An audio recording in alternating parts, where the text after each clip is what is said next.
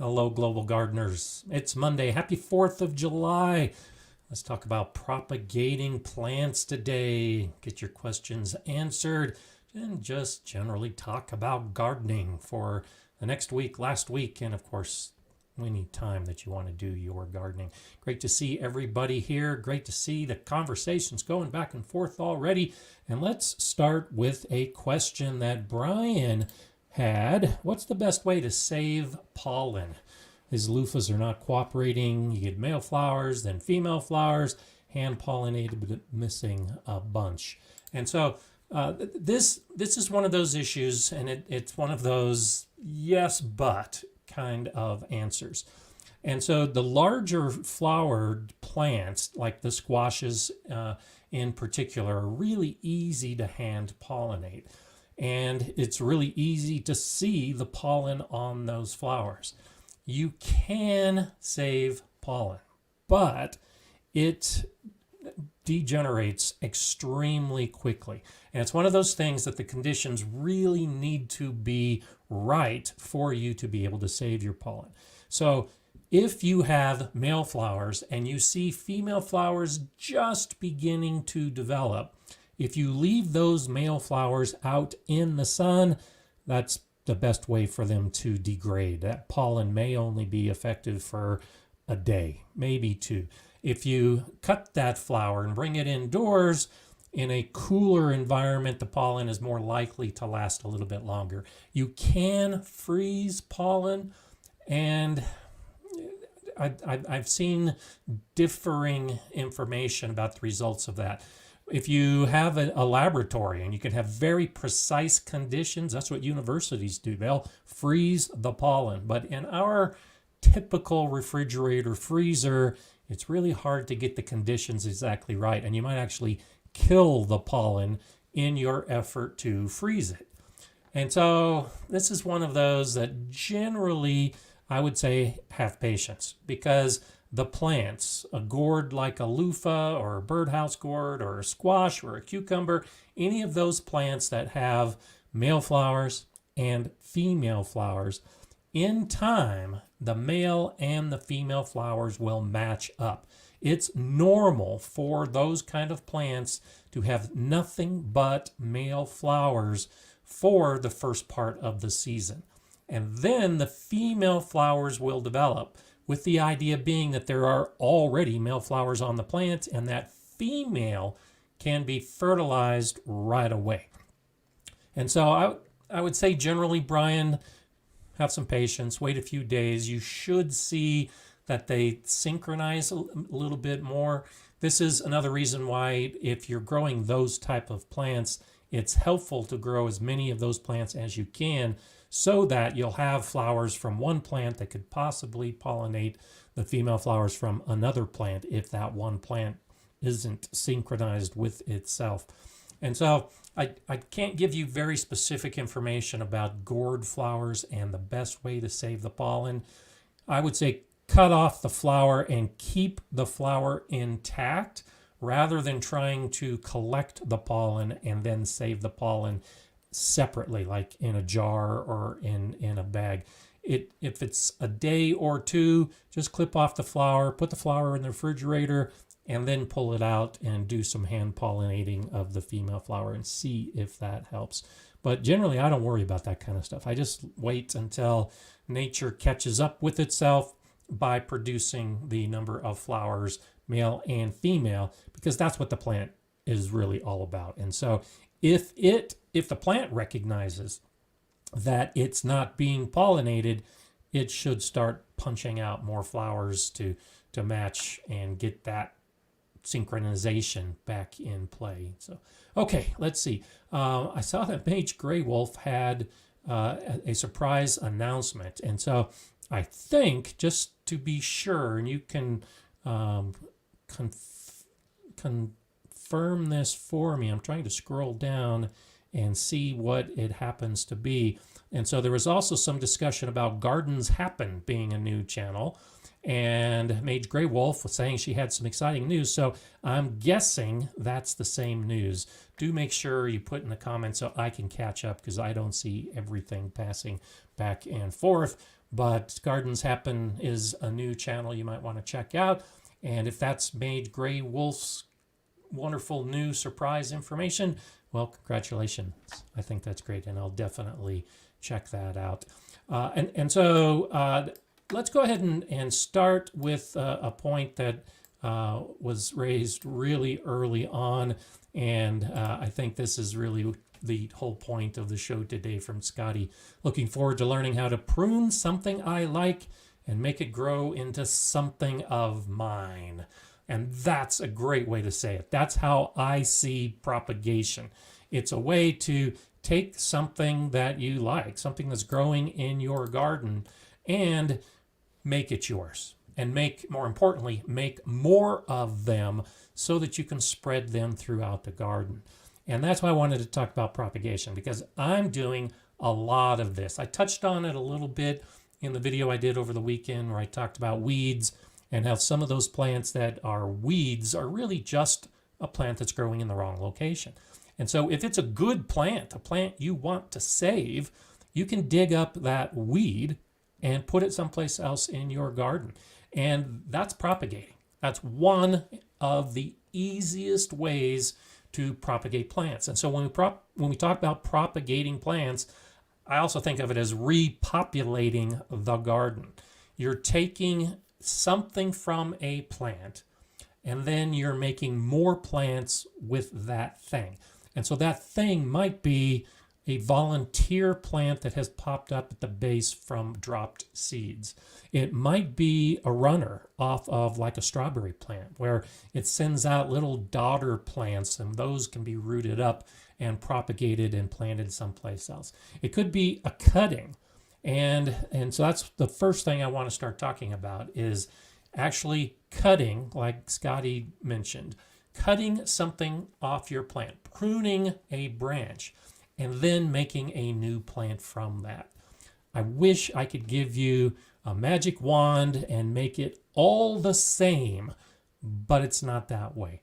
When we propagate from cuttings, in almost every case, it requires more information about that specific plant, because we get into the realm of softwood cuttings and hardwood cuttings and green cuttings. And so the idea basically becomes, when you're going to prune a plant, some plants, you prune off a green, fresh branch, and then you can pot that and grow it into a new plant. There are other plants that you need a softwood pruning. You need a branch that's beyond the green point. It's actually starting to become a sturdy branch, but it's still young and it's soft. You cut that and you make a new plant from it. And then there are other plants that you need a hardwood cutting. You need a more mature branch to cut off and plant. So for instance, I'm planning on propagating some of my lilacs. Lilacs do very well from that young and softwood cutting. They can root up, you can grow a new lilac bush. But grapes, if you want to grow grapes, well, then you need to take a mature branch, typically when it's dormant in spring, so it's already almost a year old, and then you can root and propagate that. So there's no magic single way to propagate by pruning. You have to take a look at the plant, and you have to do a little more research, and then you have to make the cutting at the right time of year to root it. And here's a whole nother arena when we talk about propagating. Some of those cuttings, some of those branches that will prune off, you can just stick in the ground. And so you see this a lot with fruit tree propagation in nurseries. They'll just cut off branches and stick them in the ground, and not a whole branch. You'll take like an apple tree branch, cut it into pieces that are 6 to 9 inches long, stick that into sand or compost or vermiculite that stays moist, and you can grow an apple tree from it. The same with the the grapevines. You just cut the branches off, stick them in the ground, and if the conditions are right, a grapevine will grow. Many of the other cuttings we take, like lilacs for instance, aren't as easy to root. So now we use something that's called rooting hormone, and it's actually plant hormones that come in the form of a powder or a liquid or a gel. And so you take your cutting and dip it into that hormone and then put it into your growing medium. And the hormones will help stimulate the cells in that cutting to send out roots. So it's a great way to propagate. It's a way that you can get dozens of new plants from a single plant, but you have to do a little bit more research in it. And so I have done this, and I plan on doing much more of this. I've already started 2 different videos where I had success for the first couple months and then the plants died. That's why you haven't seen those videos yet. So it is tricky, and it does take practice. I have a couple U's in my just outside my house by my driveway in a shady area. And so I've been trying to propagate those U's to move out to my garden, and had really great success taking softwood cuttings, using some rooting hormone, and growing them in pots. But of course, for my video, I wanted to show how successful it was once they got out into the garden. Well, over the course of about a year, I went through that process of growing the U plants. They were doing pretty well. They were about 4 or 5 inches tall, some really good growth. Put them out in the garden, and then we had some of the terrible weather that I have here in Colorado, and it killed the plants. So that's why you haven't seen that video yet, because I wanted to show you the end result, and I never got to the end result. So propagating is easy in that you can follow the process and usually have some pretty good result, but it's not necessarily foolproof when it comes to getting that plant in the garden. So we'll be talking more about that, and I'll be answering your questions. Thank you, Shandy's Garden, a new member of the channel. So thank you for becoming a member of the Gardener Scott channel and the community, and check out some of those perks and some of those things that you can do now as a member of the channel. Thanks for being here. So, okay, let's see what we have. Urban Chicken Mama says, I accidentally propagated one of my house plants, broke it in half by accident. It's in water now. I hope it survives. And water is usually and often the first resort and the best way to propagate plants, to get those roots developed. You will see in a video coming out, because regardless of how it ends up, I'm still doing this video at the end of the year. And so I'm growing sweet potatoes this year. And one of the ways of growing the sweet potato slips, because you take a sweet potato, you let it grow, then you prune off, you cut back those branches, and then those branches have to grow roots, and then that's what you put in the garden. One of the most prevalent ways you're going to see how to do that is with water. And so houseplants, a lot of houseplants will work this same way. This is the way that you'll see YouTube videos. I show a couple different methods besides just the water, but you put it in water, and that is often enough to stimulate the new root growth. So I hope that you can get some of those plants propagated and that the water works.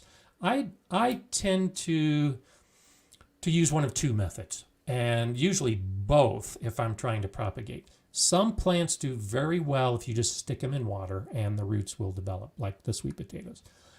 But then you have to take a plant that is rooted and the roots are exposed and pot that up to then put out into the garden or into your house as a house plant.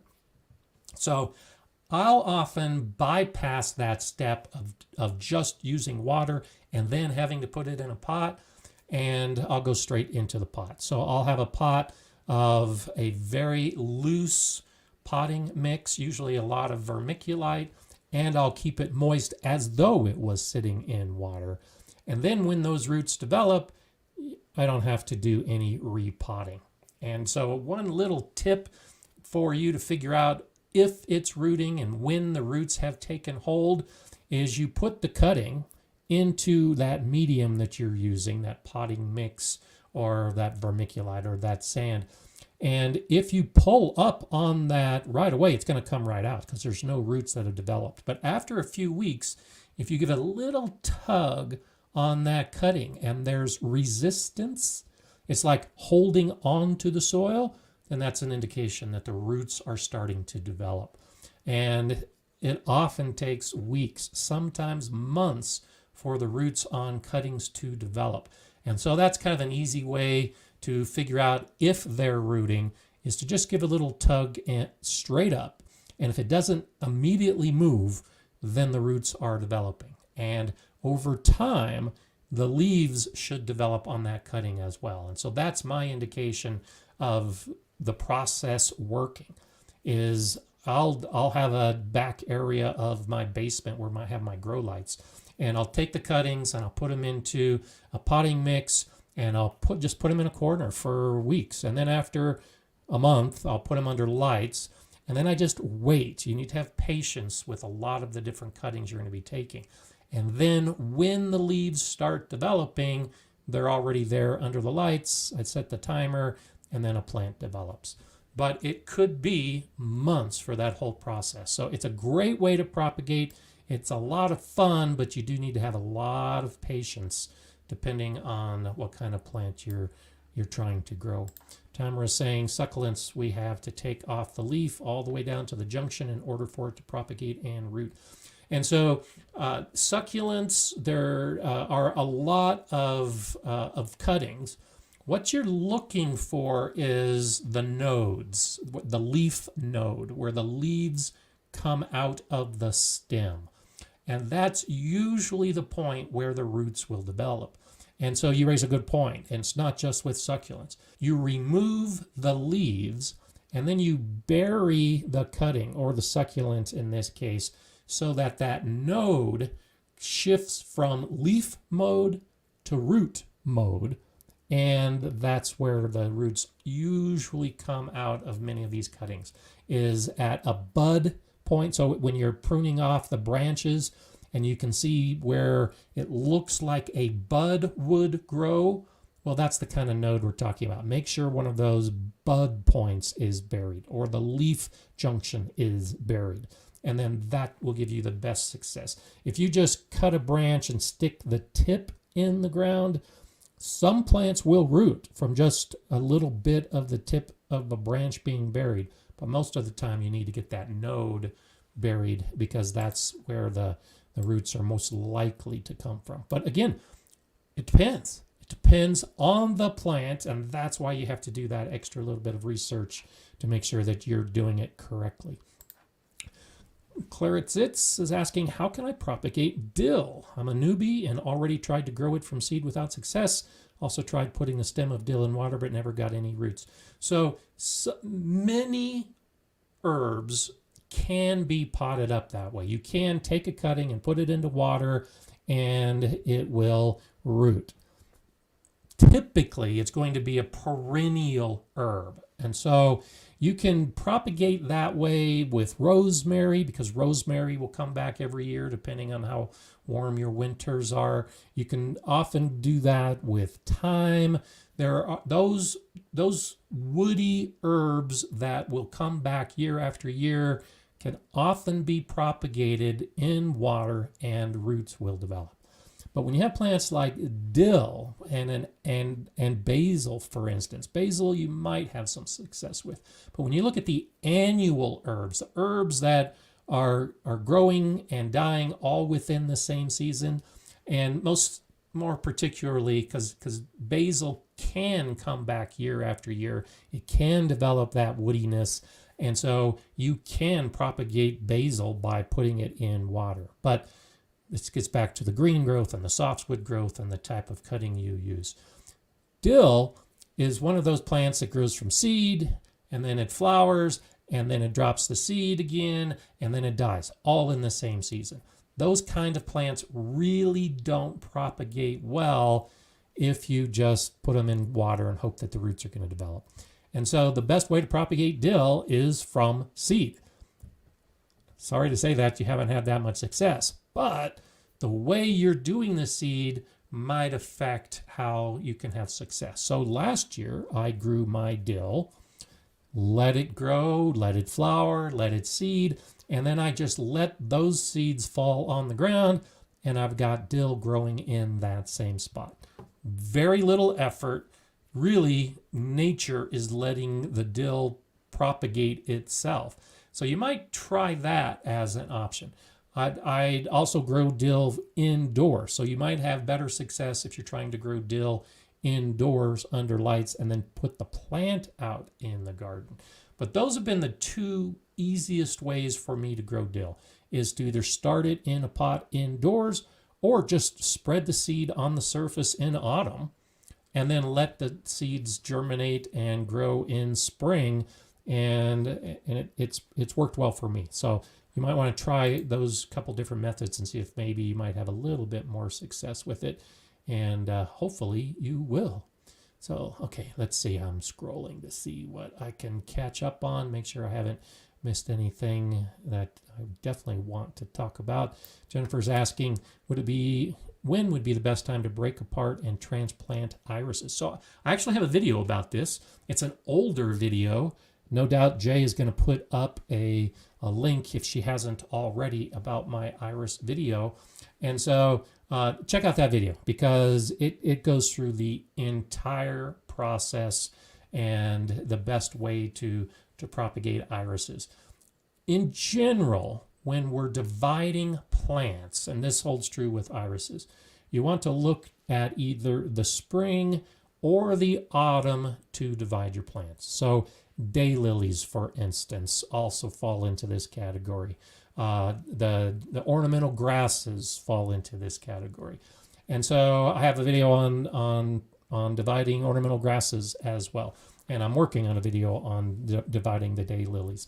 And so in general, as close to their dormancy is the best time. And this holds true for all of these plants that we're going to be dividing and then growing. Doing it in spring, just before the new growth comes, or as the new growth is just starting to show. And that's one of those situations, like for the ornamental grasses. Or in autumn, after the plant has grown and the leaves have sucked up all that energy, and the roots or the rhizomes or the bulbs are as full of energy as possible, then that's when you divide them and propagate in a larger area, because those roots are packed with the energy they need to now establish growing into the next year. And so there are better times than others depending on the plant, but try to stay away from the heat of summer. That just puts so much stress on a plant that trying to propagate when it's hot and dry is just not a good idea. So most of the time you can propagate plants like irises and daylilies and ornamental grasses in the spring. If you don't get it done in the spring, you can do it in the autumn and usually still have a pretty good amount of success. The soil is still warm in the fall. The temperatures and the heat of the sun are less, so the plant is less stressed, and the plant can now focus on just sending out the roots. Often when we propagate in spring, the plant is in grow mode, and so it wants to take all of that energy and grow the plant, grow the flower, grow the fruit, and the plant will grow, but it might not grow as big and strong as it would if you do fall propagation. Because in the fall, the plant, like I said, the summer's over, the leaves are starting to fade, it's in root mode, it wants to grow roots. So when you divide and propagate plants in autumn, you tend to get better root development because the plant isn't thinking about sending out a whole bunch of new leaves. It's not thinking about the roots. It's thinking about getting ready for winter. And the way it does that is by growing the roots and preparing itself for the winter survival. And so for many of these plants, I like to do the fall propagation with that thought in mind. And then the plant gets established. I mulch it for the winter and then pops up in the spring and it's all ready to go. Okay, let's see. Scrolling down. So nice to see all the people we have online today. I see some new names. I see some old names. It's nice to have everybody there. Yeah, Riverdale says, just let the dill grow and drop seeds. I have dill over my garden and the garden paths I never planted. Yeah, exactly. And back to that point, I just let the seeds fall and let the dill grow however it decides to grow. And it usually does a pretty good job all by itself without me having had to or have to worry too much about it. Patty says, I failed totally growing garlic in 7B. And when I planted it, it was still hot. Early fall, but I did what the instructions told me. Plant immediately. Should you wait until the weather's cooler? Yes, you should wait until the weather's cooler. And so often instructions that come with plants say plant right away. That's not the case with garlic. And so check out the garlic tutorial I have that shows the whole process from start to finish of planting to harvest. And in that video, I specifically talk about the best time to put your garlic in the ground. And it's going to be during those cool months. Typically 4 to 6 weeks before, or 4 to 6 weeks before the last frost, the first frost, let me start over. 4 to 6 weeks before the first frost date is when I start preparing the bed, making sure that the soil is right, and making sure I have the clothes. And sometimes that corresponds to when the plants are ready to harvest. And so I have everything ready to go about a month before my first frost date. And then typically I'm putting those clothes in the ground within a couple weeks, either before or after that first frost date in autumn. And so you're looking at cooler conditions. Again, the same idea that I was just talking about when you're propagating bulbs or rhizomes or corms in general. You're putting them in autumn. They are now in warm soil. They're going to start growing roots, but as the soil cools, the plant is not going to be in growth mode. It's not going to be sending up the stalks and the leaves. It's only focused on the roots. And that's what you're really looking for with garlic. And that's why you want to put it in the ground when it's cool. You don't want to grow a garlic plant. And that may be part of the reason that you failed, is if you put garlic in too soon, it's in grow a plant mode. The soil is warm, the plant just wants to grow. You need to put it in when everything is beginning to cool off, just like the irises, just like all of those spring flowering bulbs that we plant in autumn. They are focused on putting the roots out before the winter. And then in spring, they're all ready to go and they'll pop up. And that's one reason, if you've seen my recent videos, my garlic looks great. And that's because I put my garlic in last year. I think it ended up being about a week after my first frost. And so nothing appeared above ground before winter set in, which meant all of the energy from those cloves was growing into root development. I obviously had some really good root development. And now this year in spring, the plants burst up. They were strong because that root support was in place. And I'll be harvesting my garlic here probably in a few weeks. And it'll be wonderful because I put it in the ground at the right time after things had cooled. And so for you in 7B, I'm guessing it'll be October. That's a general guess, but you'll have to look specifically at your first frost date in autumn. And then check out that video for extra information to make sure that you mulch and all those other things that are important to do. Okay, moving right along. Barbara's wondering, when is the best time to propagate lilacs? Keep indoors in a pot for the first year. And so, generally early summer is a pretty good time to take those cuttings and put them in a pot and keep them in the pot for a year. Now, I have had some success of putting them in a pot and then transplanting them at about the 9-month point, let's say.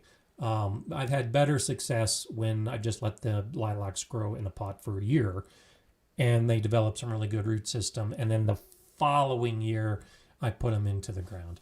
And so that's what I found. If you have consistent temperatures, your weather isn't too extreme, and your winters aren't too harsh, you can propagate the lilacs right there in that bed where the lilacs are already growing.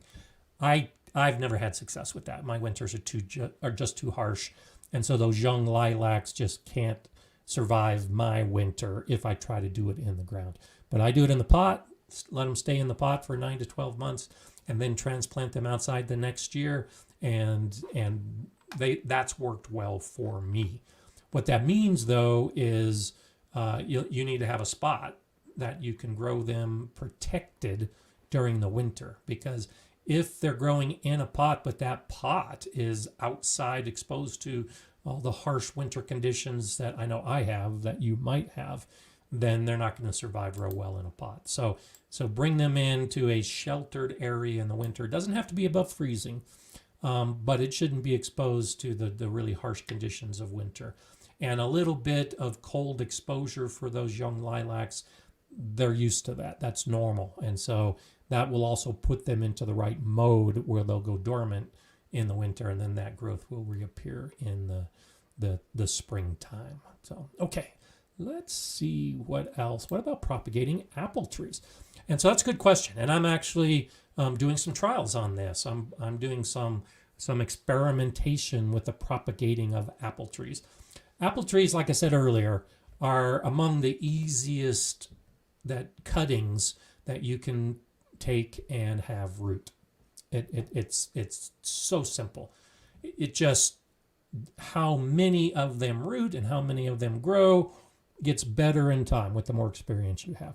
And so I'm experimenting with that, and hopefully I'll have a video in a year or two to show you on that as I show the process. But it can work pretty easily. But when it comes to apple trees, you need to think beyond just taking a cutting and rooting that.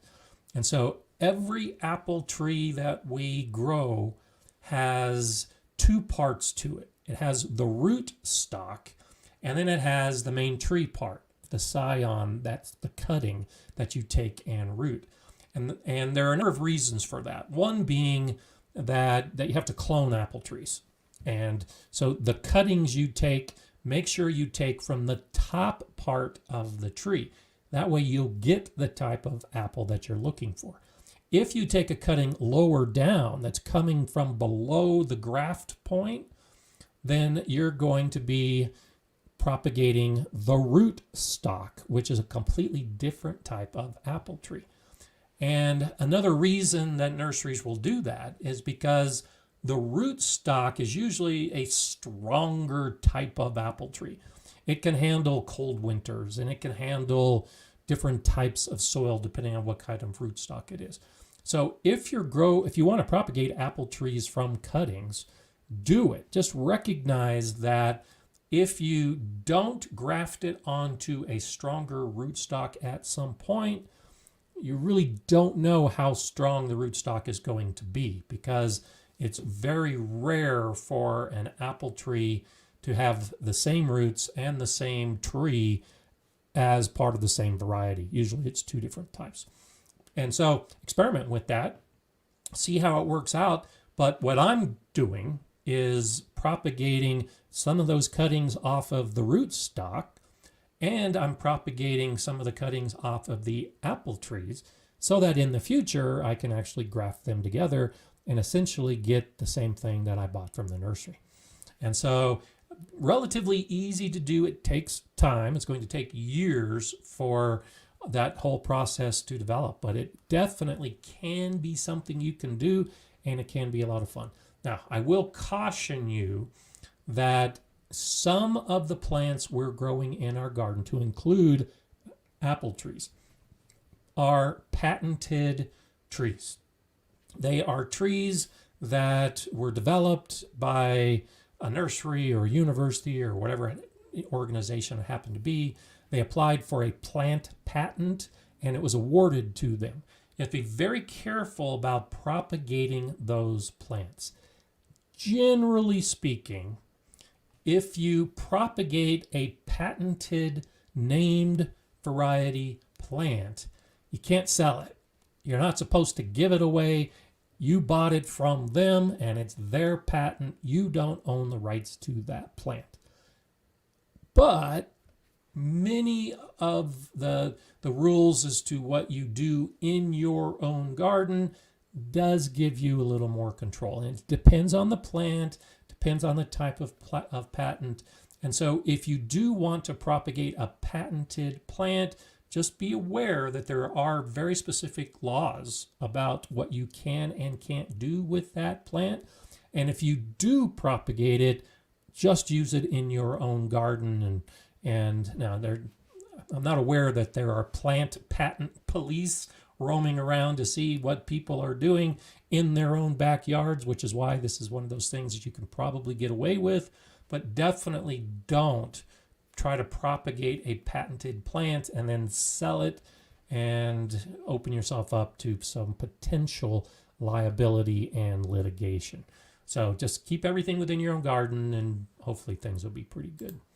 Lisa's wondering, is it best to start shallots in fall or wait till spring? I've had it bulb from planting 2 years now. And so I've had that issue too. Excuse me. And so what I'm finding, because I've most often tried to grow shallots and onions in spring and have that same issue. And what I'm finding, and more of what I read says that fall is really a better time to do that. And so give that a shot and see if maybe you have some more success with it. And that's even from seed. You can spread the shallot seed. I'll be doing that this year in some trials where I'll be spreading onion seed just on the soil surface, like I was talking about the dill, and grow my onions that way. Just let the seed stay on the surface over the winter and then let them naturally germinate in the spring. And some of what I've read says shallots can actually benefit from that process as well.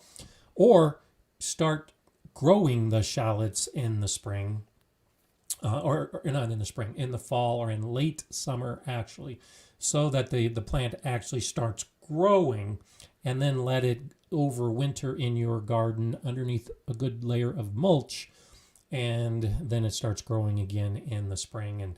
And that's one way to get some of that good bulb development that you're after, because it can take a while. So here in Colorado, it's challenging for onions and shallots in general, and that's why I haven't had as much success doing it in spring, and I'm going to be shifting to fall as well after having done some of that research and reading some of the trials that others have done. And fall tends to seem like a better time. Hi, Scott. Nice to have you here. Definitely check out the Scott Heads channel. Always doing some good stuff. Always good information on that. And I like the direction you've been taking lately, Scott, where you're showing how you use a lot of what you are growing in the kitchen. And so check out Scott Head's Black Gumbo channel. My apple grafts grew from 1-inch scions on a bare rootstock to 4 to 6 feet in 1 year. Amazing plants. Awesome. Now, Scott's down in the Houston, Texas area, and so has a much longer growing season and great conditions that some of us are jealous of. And so, yes, good example that if the conditions are right, they can grow. In an environment like mine, where my season is much shorter, definitely takes a lot longer, and I'm not going to have that much growth. But good for you. That's one of those things that I don't think I've seen that video yet. So if you have that video, I'll have to go check it out. But if you haven't, I look forward to seeing that video. And so the scion is the top portion. That's the apple tree that's going to be producing the fruit, like I mentioned earlier. And then the rootstock below is where the support is coming from. It's the rootstock that's taking all the nutrients from the soil and sending it up to that scion. And so this also shows that you probably have some really good soil and some good nutrients to get that kind of growth in just one year. So thank you for sharing that. That's awesome. So, okay, let's see what else we have. There you go, Jay. Jay and Heidi are just fantastic moderators, keeping on top of everything. And there's a nice link to the Black Gumbo Southern Gardening channel that Scott has. So, hi, Stephen. Thank you for that. Put up a thumbs up. I appreciate that as well. Thank you so much for that. And so Deborah's wondering about Egyptian walking onions propagation and harvesting. And so there are some plants, bulbing plants. And so I was talking earlier about daylilies, for instance, and propagating daylilies. If you have a daylily and you split it up, you dig it up and split it apart, you'll see lots of little bulbs. And so what's happening with a plant like daylilies that many of us are familiar with is it's propagating by that internal bulb growth. One bulb grows and then it sends out another, and then it sends out another, and then it sends out another. And this is all happening underground. And then suddenly you have a whole bunch of these little bulbs in a big clump. And so you dig it up and you divide those bulbs, and now you have a whole bunch of daylilies that are growing in your garden. The walking onions are doing essentially the same thing, where you have these bulbs, and as part of their method of propagation naturally, the bulbs just send off another bulb, and they're connected, and then that bulb sends off another bulb. It's just that with the walking onions, we often see this happening above the soil surface. And that's why they're called walking onions, because these bulbs just keep developing, and wherever that new bulb develops and falls on the soil, then roots will develop and another plant grows. And then the bulbs continue to grow, and they continue to spread, and it over time almost looks like these onions are walking across the surface, because they just keep spreading and they just keep moving. And nature does that for us. You can take advantage of that when you talk about the walking onions. Each of those little bulbs can grow into a whole new plant, which will then spread and develop more bulbs. And so when it comes to harvesting, just think of it as any other kind of onion. Just clip off one of those bulbs, snap them apart, and then you can use them in your kitchen or however you choose to use them. It's an interesting kind of plant because you can actually see above the soil surface what's often happening below the surface for a number of other plants out there. And so most of those spring flowering bulbs that we buy as a single bulb, after they've been in place for a few years, you can dig them up and you'll have multiple bulbs that have developed underneath the soil surface. And same kind of thing. You divide those up, and each of those bulbs can grow into a whole new plant. And so think of that as a possibility in your tulip bed, or we talked a little bit about irises, but the daffodils, the hyacinth, all of those spring flowering plants, if the flowers start fading and the plants just don't seem as robust as they used to be, it could be because they've just started dividing themselves underground and spreading so much that they've weakened themselves. And that's a good indication that you need to dig up that clump of tulips and spread some of those to other areas. Daffodils are like that as well. You can just dig them up and split them apart and plant them in other areas if it looks like they're starting to fade. And usually takes a few years for that to happen. But that's a great way to propagate. That's how the nurseries are doing it. They're allowing those bulbs to develop and then digging them up and then selling you the individual bulbs, whereas you'll find them in clumps in your garden after a few years. So I hope that helps. Urban Chicken Mama, just subscribe to Scott Head's channel. That's awesome. So always nice to show that support to all the other gardeners on YouTube. So that's nice. Okay, let's see. Nini J saying I'm always late. Don't worry about being late. Anytime you show up late on the live stream, you can always catch up in replay or just scroll back and start watching from the beginning. So Danae Shank is asking, can you tell me how to propagate Clematis? Tried to root in water, no luck. Should I try to start from seed in Colorado 3A, somewhere probably up in the mountains where it's cold? And so Clematis, and so this is one of those plants, there's two basic types of Clematis.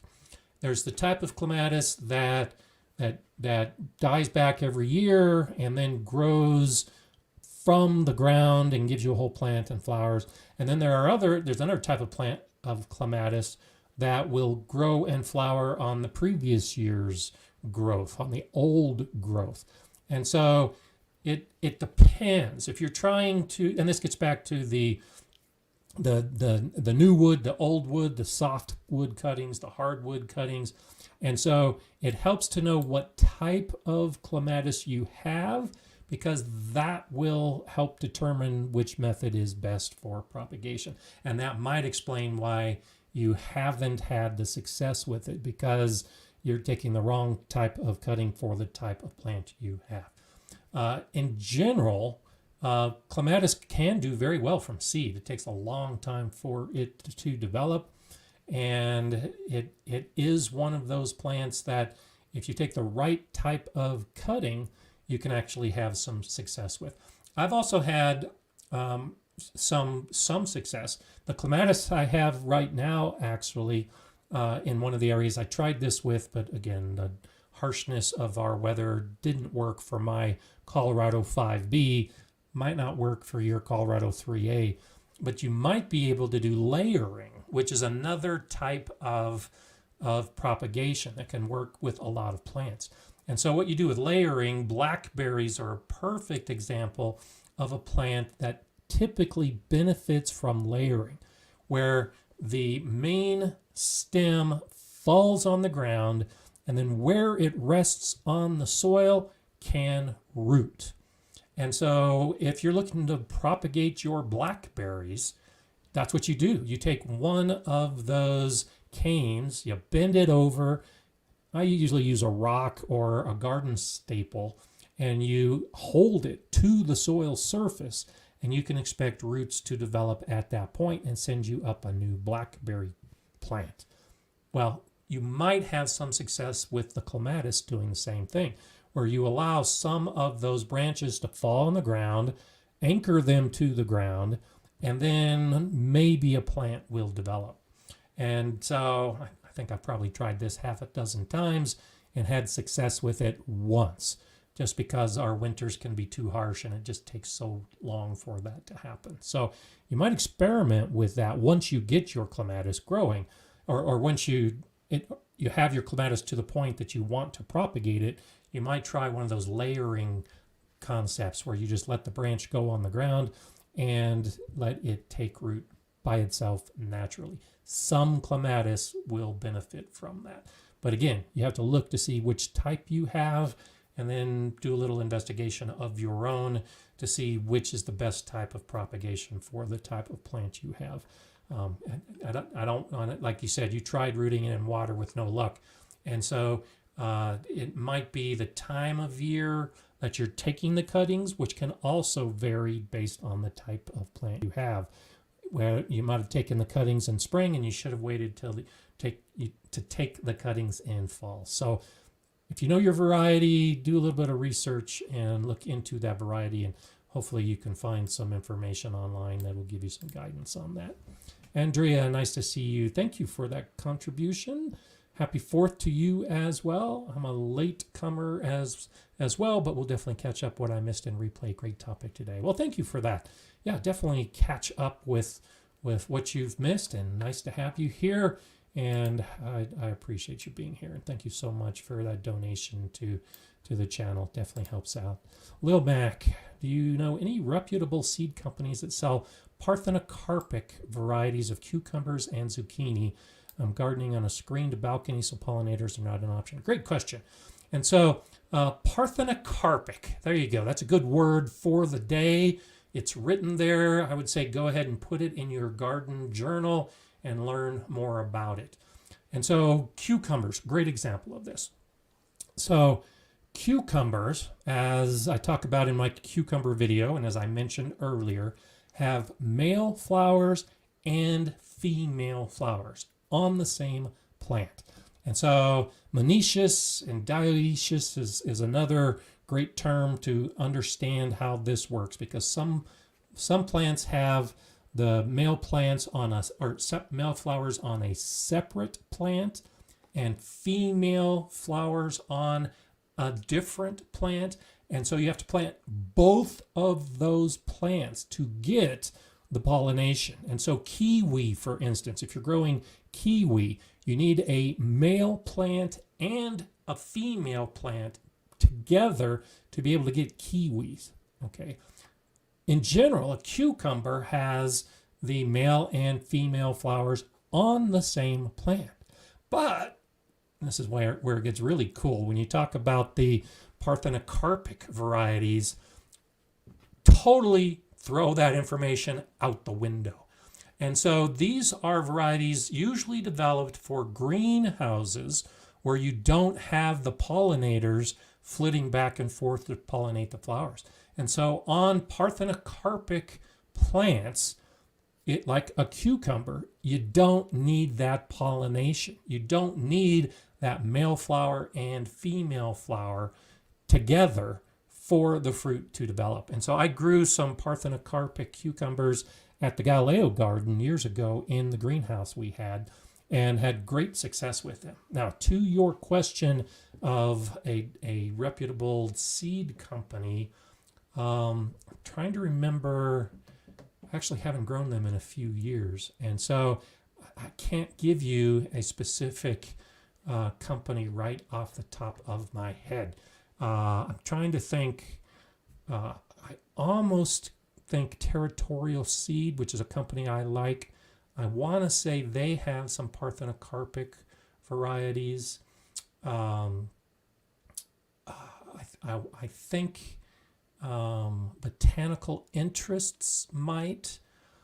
I've gotten some really nice, unique varieties from Botanical Interest, and I think it almost seems like I got my parthenocarpic cucumbers from them. I'm not exactly sure about that. So I wish I could remember that specifically. If any of the rest of you have grown the parthenocarpic plants and can help Lil Mac out, definitely put it in place. But great idea, and definitely that's why I say use that as the topic of the day to look into some more information about it, because the parthenocarpic are really intended for kind of like one use. You put those seeds in, you grow that plant, and most of the time the seeds either have very small seeds or no seeds at all, or the seeds aren't going to be viable for you to plant again. So it takes a lot of specialized development by the nursery to develop some of those parthenocarpic seeds. They tend to be more expensive, but they work as advertised. So if it pops into my head as to which company I got those cucumber seeds from, it might have been Jung Seed. I know at that time period I was buying a lot of seed from Jung as well, and I know Jung is a big enough company that they might have some parthenocarpic. So there's some places to start looking and maybe give you some ideas of what you could do. Sandra has a large tomato plant. It's over 4 feet now. Leaf miners got it, treated for that. I had a lot of flowers which are now disappearing. Do I give up now? Oh no, don't give up. So leaf miners usually cause minimal damage. And if you've taken care of it, that's great. But it also could just be the time of year. When the temperatures get above 90 degrees Fahrenheit, about 32 degrees Celsius, you're going to see blossom drop. That's normal. And so middle of summer, I'm guessing you might be seeing some of those temperatures. And if you have hot days, don't be too concerned. It's normal for the blossoms to drop off. And it gets back to the idea of pollen, which is why it's so hard to save pollen, because pollen will die if the temperature is too cold or the temperature is too hot. And that's a big reason why the flowers are dropping off. It's because the pollen is dying in the hot temperatures, and the flowers or the plants just discarding the flowers rather than wasting more energy to keep that flower alive to be pollinated. That just drops off the flower because it knows the pollen is dead and it's useless to try to keep that flower alive. Well, take that same basic approach. Just let those flowers drop off. The plant is still alive. The plant still wants to produce the flowers and the fruit. You just might have to wait a week or two or even more for the temperatures to cool down to the point that the flowers stay on the plant. A dry wind can also cause the same thing to develop. So it's probably not the leaf miner issue. I'm guessing it's a weather issue with dry winds or hot temperatures that's causing the flowers to disappear. And as the plant is growing, 4 feet tall for an indeterminate tomato plant really isn't that big. I mean, it's big, but I have plants grow 6 to 8 feet. And it's later in the season when you've got that 6 foot tall tomato plant that it's really pushing out the fruit, because it's cooler at that point and the plant has become established. Also consider putting shade cloth over the plant to help cool it down, to help get that plant into flower production mode, because it'll recognize that it's cooler as well. So no, definitely don't give up. Maybe just try a couple other things to see if maybe you can encourage more flower growth, or just have patience and allow that flower growth to develop, because generally it is definitely going to happen. So when Ive is asking, is it possible to get a second round of determinate tomatoes in weird places like Arizona? Generally, no. That's the thing about determinate tomatoes, is they've determined the size they're going to get, and they've determined when they're going to flower and fruit, and then they're done. Now, you might have some success, and usually you need to do it earlier. So you can clone, this is another method of propagation, you can clone tomato plants. And so when we use the method I was talking about earlier with apple trees, for instance, we're cloning the apple tree. So if you take a sucker, and I'm shooting a video on this that will come later in the year to show you exactly how to do this. But you just take one of those suckers that is growing on the plant, put it into a pot of soil, keep the soil moist, and you'll get a whole new tomato plant. And so this is one way to get a second harvest from a determinate tomato plant, is grow the main plant, and then as the plant is growing, take some of those young suckers, those shoots that are developing in the junction of the main stem and the side leaves, and propagate those. That will grow into a new plant. And that new plant has a new clock, and grow that as a determinate tomato in the same season. And in that way, you can get a second harvest by just propagating that same plant and growing more plants of that type of plant.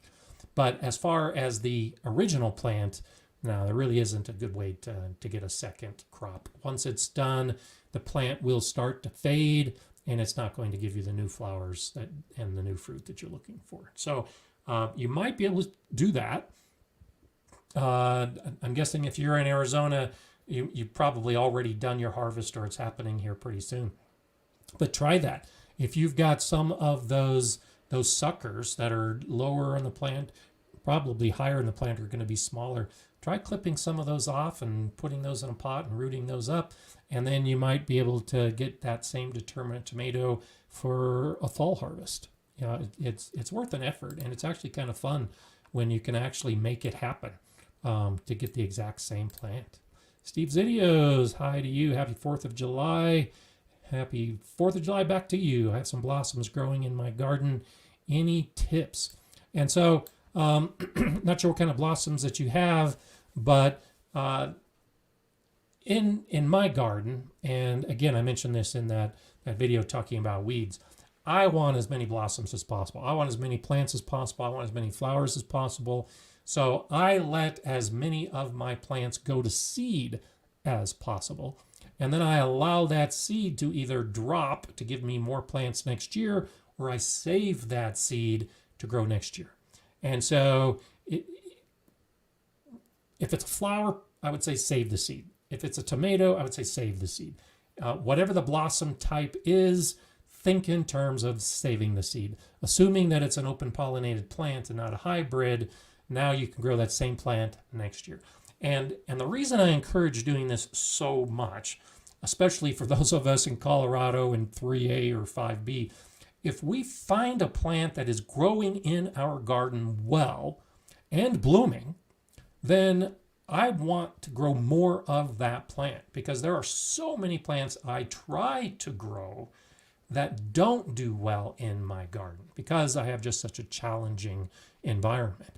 And so when I find the plants that work, that are doing exactly what I want them to do, I want to grow more of that plant because it's demonstrated that it will grow in my garden. And that holds true for all of you. Even if you're in zone 9, 10, or 11, you have some of those challenges to gardening. Trying to grow garlic in zone 9 is a challenge. So if you find a garlic that grows in your garden, then that's a garlic that you should save the bulbs and then plant those cloves to grow more of it the following year. If you're growing garlic in zone 9 and it doesn't work, well, put that in your garden journal. Doesn't work, move on to the next one that might work next time. And so to your point, Steve, if it's something you like and it's doing well in your garden, keep the soil moist, keep treating the plant as you would to allow it to grow to maturity, and then save those seeds so that you can grow more of them throughout the rest of your gardening journey in the years ahead.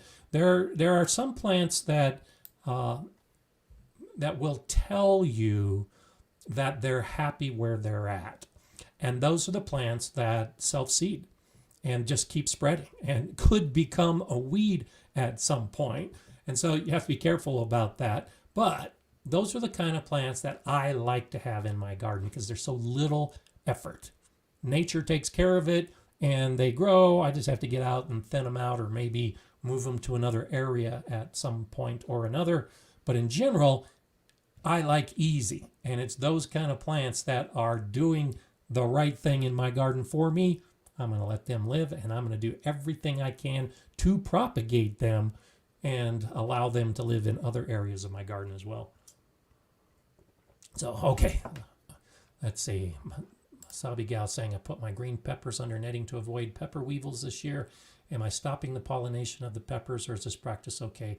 Should I take the netting off? So peppers and tomatoes are wonderful plants in our garden when it comes to self-pollinating. Yes, the pollinators will fly and pollinate the pepper plants and the tomato plants, but they're not required most of the time. And so if you've looked into the life cycle of that pest and you're certain that the adults aren't going to come and lay eggs at whatever time you're ready to take the netting off, then sure, go ahead and take the netting off. You're opening it up to pollinators. If it is the kind of netting that has gaps in it, there might already be other pollinators that have found their way in. But it's not as big a concern with peppers because that's why you can grow peppers side by side, different varieties, and save the seeds because there isn't going to be a lot of cross-pollination between pepper plants. They tend to pollinate themselves. And so I wouldn't worry too much about it. If you're convinced that you've stopped the weevil problem, then yeah, take the netting off just so they're exposed to the elements, and that'll help make for a stronger plant that gets the wind and all of the other abuse that weather will throw at it. It makes for a stronger plant. But as far as the pollination is concerned, specifically with peppers, I wouldn't worry that much about it. That's not the case with those other plants that have the male flowers and the female flowers that are separate. In the pepper, as with the tomato, the male and the female parts of the flower are in the same flower, and that's why they can pollinate themselves. But if any of you out there have covers over your squashes or your cucumbers to try to deter pests, then yes, you will need to remove those covers so that the pollinators can come in and pollinate the flowers so that the fruit develops, because without that pollination, you're not going to have the fruit development. So, okay, let's see. Nice to see Carla's here. Jay is just so active today. Nice. Thank you so much for that, Jay. And I'm just scrolling to see what else I might have missed that I can help with. You guys are doing a lot of... okay, so how do you pronounce Meniscus? That's how you pronounce it, Meniscus. As to... oh, that's a tough one. Cucubertaceae, I think is how you pronounce that. That's a hard one, but I know Meniscus is Meniscus. And it's Meniscus, though some of us will often say Moniscus, just because that's a lazy habit to get into. But as I understand it, Meniscus is the correct way to do that. So you can check me on that, but I actually looked that word up recently because I mentioned it in a video and I wanted to make sure I was pronouncing it correctly.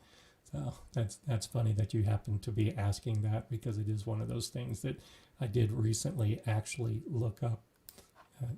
What a nice coincidence. Carla's saying, flowers planted everywhere. I need the pollinators and the good bugs.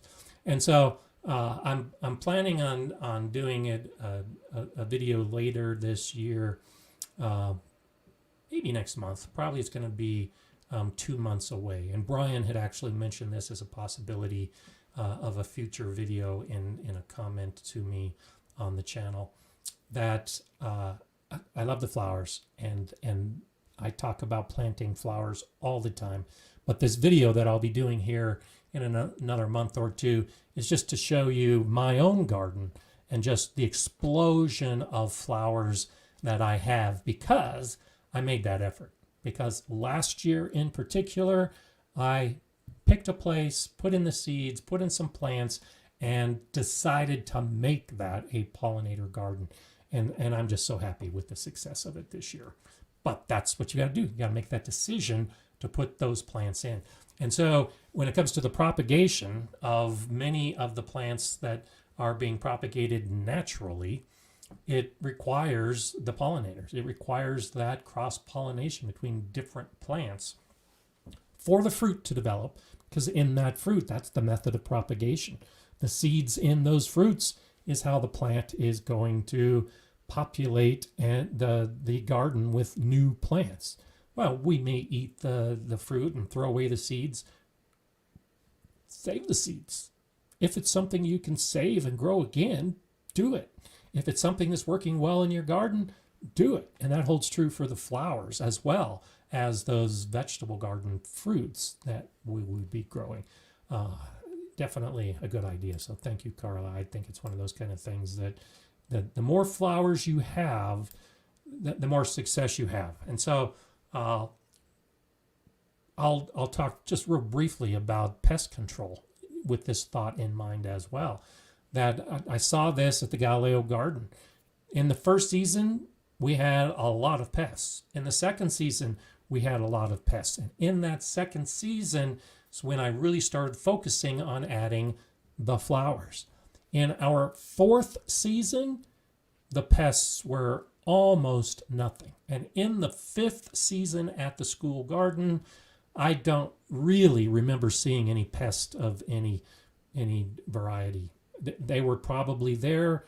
I may have plucked off a squash bug or two, but we had almost zero pest control concerns, because all of those flowers and the ornamental grasses and the trees, everything you're growing will bring in the natural remedy for those pests.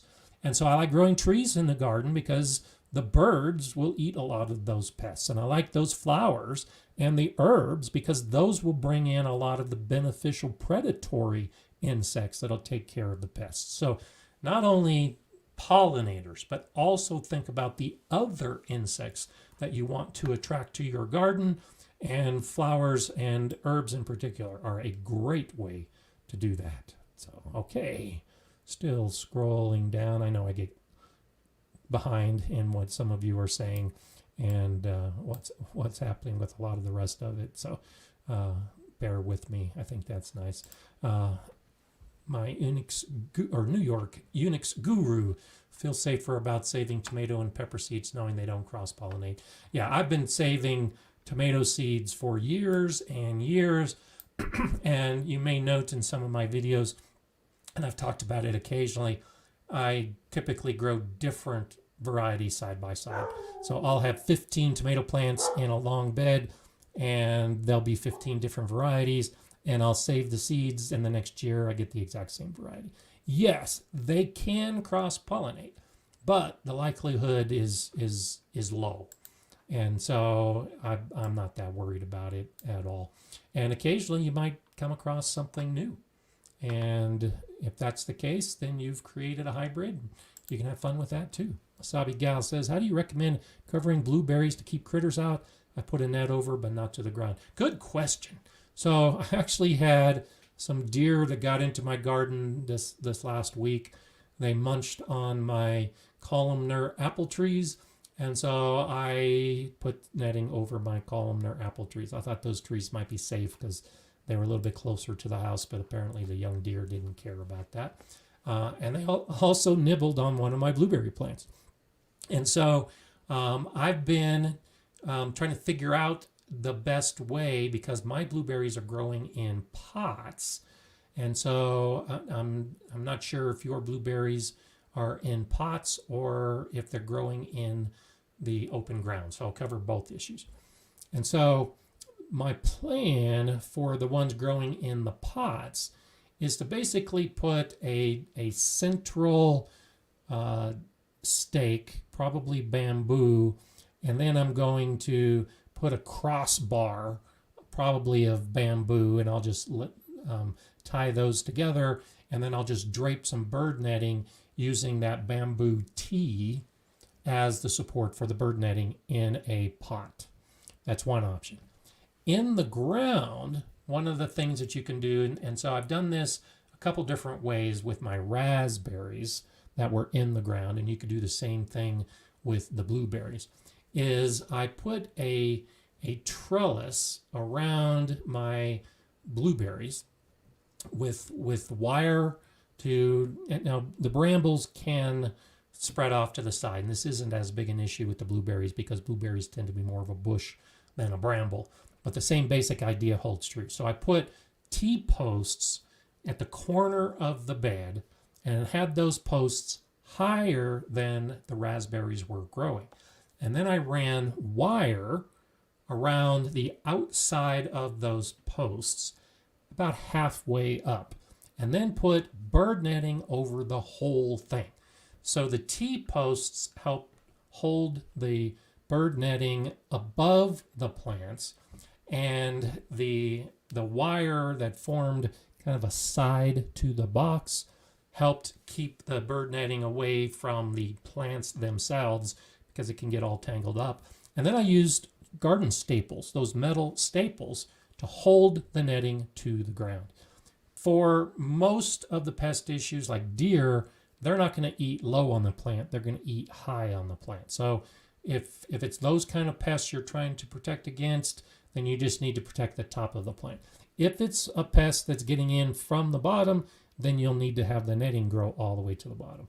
And so for the rabbits, what I did over my strawberries was to put a small hoop covered with netting and then put the garden staples to hold the netting to the ground so that those pests couldn't get underneath. So hope that helps out. It all depends on what kind of pest you actually have to determine how much of the bird netting you need to have over or around the plant. But those are a couple things I've done. While I'm thinking about it, I want to go ahead and talk about the background today. This is the garden of Michael Polini, and a beautiful garden space. Thank you for sharing this, Michael. There's some nice things that I wanted to go ahead and point out in this. First off, how you garden is totally up to you. But too often, especially new gardeners, think that they have to fill their garden with plants. And I do that in some areas. I was talking about the flowers and filling the garden with flowers. But you don't have to have a full garden for it to be a beautiful garden.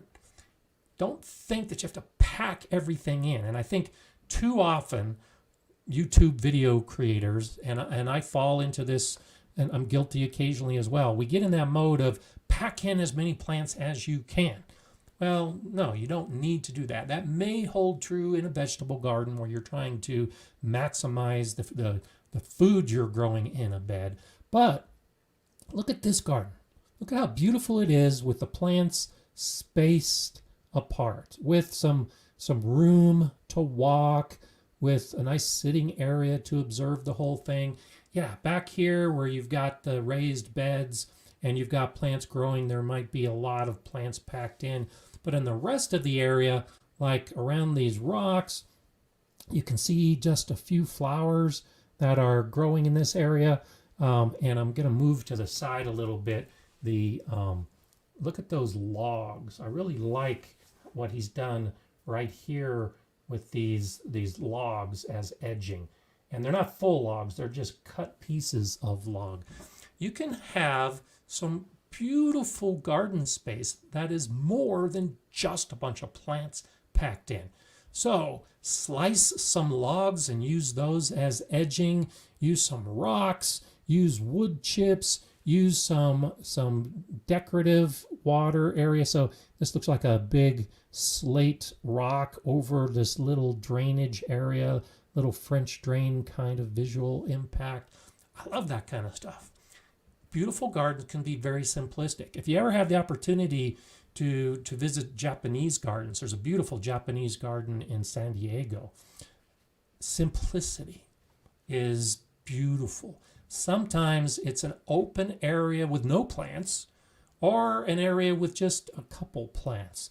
And it can just be startlingly beautiful to have that simplicity. And so that's kind of the vibe I get from this garden, is that it is just a nice space with variety. And it's the hardscape, it's the rocks and the beds and the fence, and even the fence. Look at how beautiful the fence is constructed.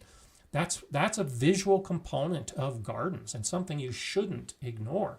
I think it is important to have that visual component match your style of gardening. And then however many plants you want, maybe just a few, maybe a whole bunch. But I really appreciate you sharing this, Michael, because it really has some nice visual elements to it. And it's a little bit different than some of the gardens we've been talking about recently. In the background, you can see that there's some pots. So you can definitely vary. You've got the raised beds, you've got the pots, you've got the in-ground beds. And so I love variety. Yeah, and as you've seen from my garden in my videos, I've got all kinds of different types of beds in different areas, growing different things. That's the way I like to garden. I like to have that kind of variety in the garden. And so when I see that, it definitely matches the kind of gardening I like to do. Not everybody needs to garden that way. It's totally up to you to decide how you garden and what you want in your garden. But here's some nice ideas. And so whenever I see a fence like this, I look in the background. I talked about this, I think, last week or the week before. When you've got a lot of trees like this, that's one of those things you probably have deer and larger pests, and you need to construct a garden with a fence around it. And if you're going to do that kind of fence, make the fence look as nice as you can to match what you want. And I've shown that in some recent videos as well, some really nice fence setups around gardens. So there's some ideas you might be able to use in your own garden space. And again, thank you, Michael, for sharing that. I think it's wonderful. We can definitely learn from, and I agree with Llama Llama. It looks like a garden you just want to go hang out in.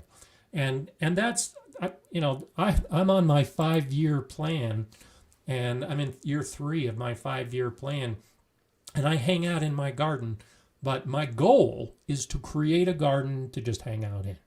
A lot of work is involved, and you can see there was a lot of work involved to get this garden to the point where you just want to hang out in it.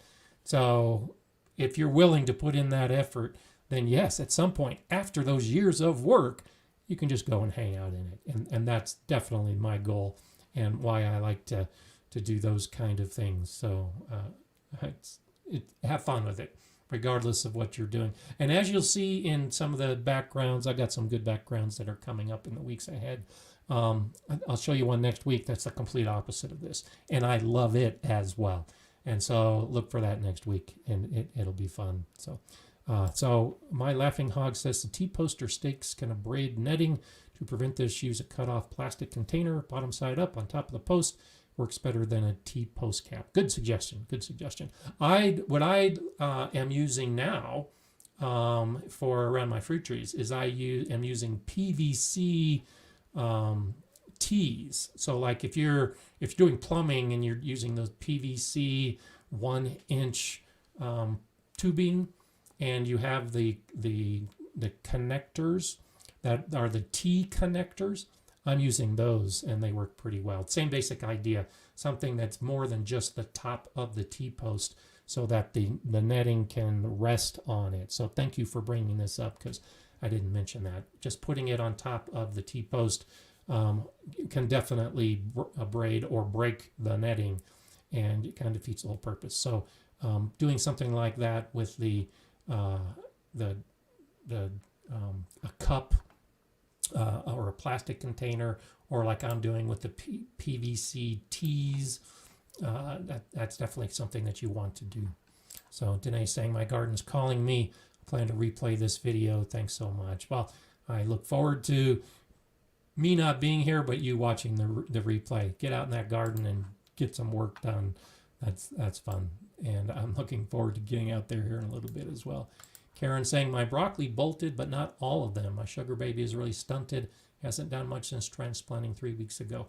And so my broccoli is so close to bolting. I'm hoping that I might actually get some of it. And it's so hard. And you may be in this position. Once plants like that have bolted, then it's usually best to just take them out, or cut them off if you want to leave the roots in to help benefit the soil. But you're not going to get the broccoli crowns on a bolted broccoli plant. You can shade the ones that are remaining, and they might give you a small crown, but that's kind of the mode I'm in right now. My broccoli is doing great, and it's in my green stock, and I'm keeping it in the shade in the afternoons, and I'm hoping to get some crowns. But if I see it start to bolt, I've got to take it out. It's just not worth the effort anymore. And there are other plants I can still put in and grow into the fall. So consider that. I have the same issue with my sugar baby melons. I just had some crazy cool temperatures in June, and the soil didn't warm up as quickly and as hot as it should be at this time of year. And so the melons are growing slowly, as are my cucumbers and my squashes. Have some patience. As we move into July and August, it should warm up. With the soil warming, the plants should grow faster, and hopefully you'll have time before the end of your season to be able to harvest some of those sugar babies. So just have patience, and hopefully you'll be able to get the harvest you want. But this has been one of those weird years where the weather for many of us has just not been working in our favor. We want everything to be right, but it just isn't working the way it should be. And I know I'm definitely having that problem. Yeah, Jay's exactly right. Removing bolted plants are an opportunity for a fresh start with new plants. Absolutely. So you heard it from me, heard it from Jay, and it's hard because you grew those broccoli plants, you want to harvest, get rid of them. And with everything else, I've been trying to grow Napa cabbage for 3 years now, and I've yet to be able to harvest a nice head of Napa cabbage because it just bolts too quickly in my region. And I've tried 2 different varieties now with no success. It's so hard when you really want something to grow to just throw in the towel and take it out. But all of that space that the Napa cabbage is now in and it's bolting is available as soon as I pull it out to grow other plants. And like Jay says, grow something new. Put something else in the ground. It's an opportunity for you to have something else later in the garden season. Don't look at it as a failure. It's nothing you did. It's just the weather or the variety you chose possibly. But yes, it's an opportunity to grow something new, and hopefully you'll be able to have some success with that. Mornings at the allotment. Good to see you with sprouting brassicas and kale. I've actually found that cutting back rigorously when they bolt will make them regrow. I've some kale that has been in the garden since 2020. Awesome. And so, yes, you're right. And so kale is a perfect example of this. Kale is a wonderful plant that can survive most of our winters, and it can benefit from a severe cutting back.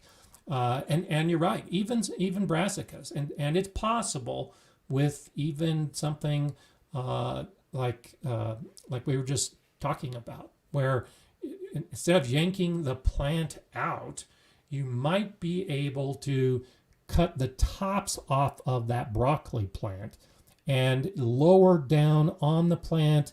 You might get some small crowns. You're not going to get the big main crown that you would have gotten. But going into late summer and early fall, yes, that is a possibility. Some brassicas, and especially kale, can benefit from a cutting back. A lot of it depends on how harsh your summers are. Today, in particular, I'm supposed to get up to, I think it's 92 degrees is the forecast today. And so that's about 33 degrees Celsius. And so I'm going to have a string of these days over the course of the next 3 or 4 days.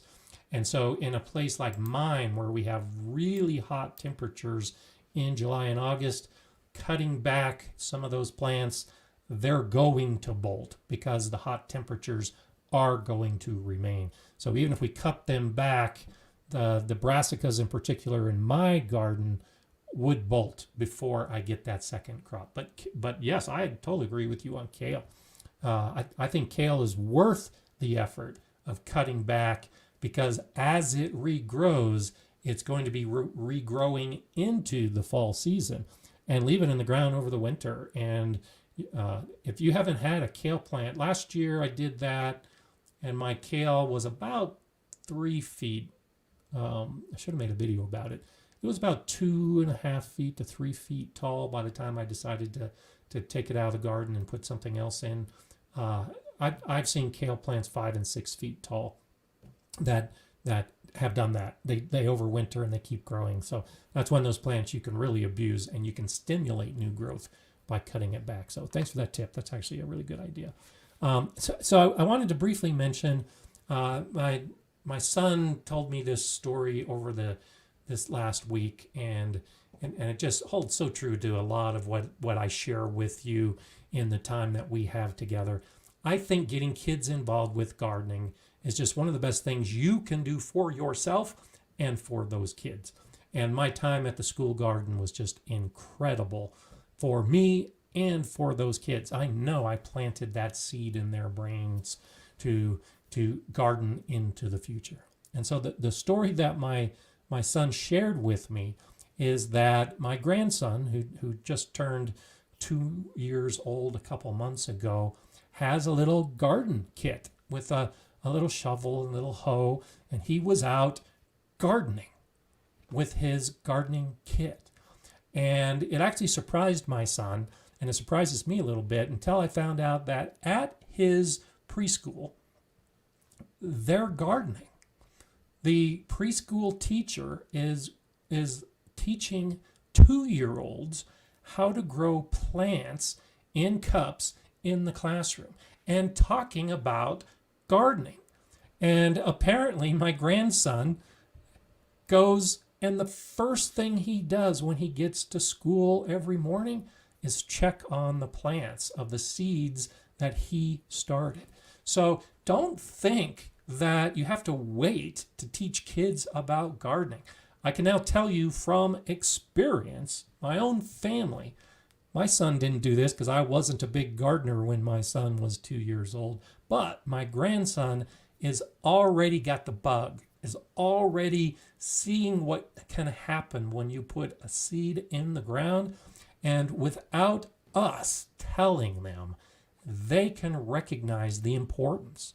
They obviously are gaining something from seeing those plants growing.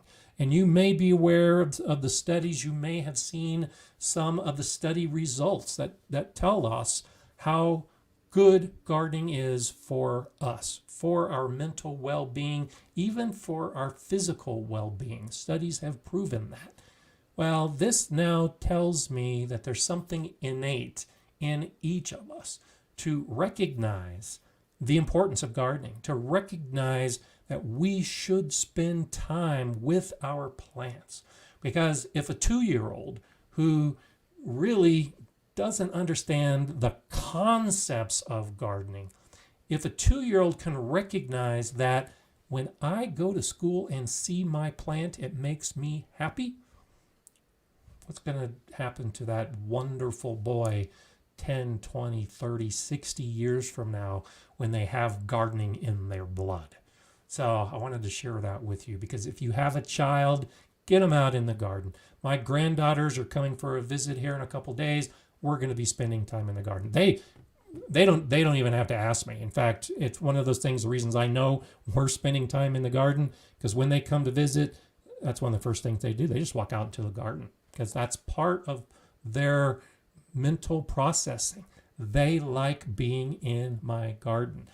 Sure, they might find some peas or some strawberries or whatever else it happens to be time of year and it's growing out there. They're going out to pluck that wonderful harvest, but they also feel good being in the garden. So think about that. With the kids that you have in your life, you're a gardener, you're gardening, get them out in the garden. And you may not need to say anything, just being there. Based on what I've learned this week from my 2-year-old grandson, just being there is enough for them to recognize the importance of it. So I hope that helps you in your gardening journey as you move forward. If you're celebrating the 4th of July today, be safe and enjoy the fireworks, but definitely be safe and be back with us next Monday as we do this all over again. Have a great gardening week.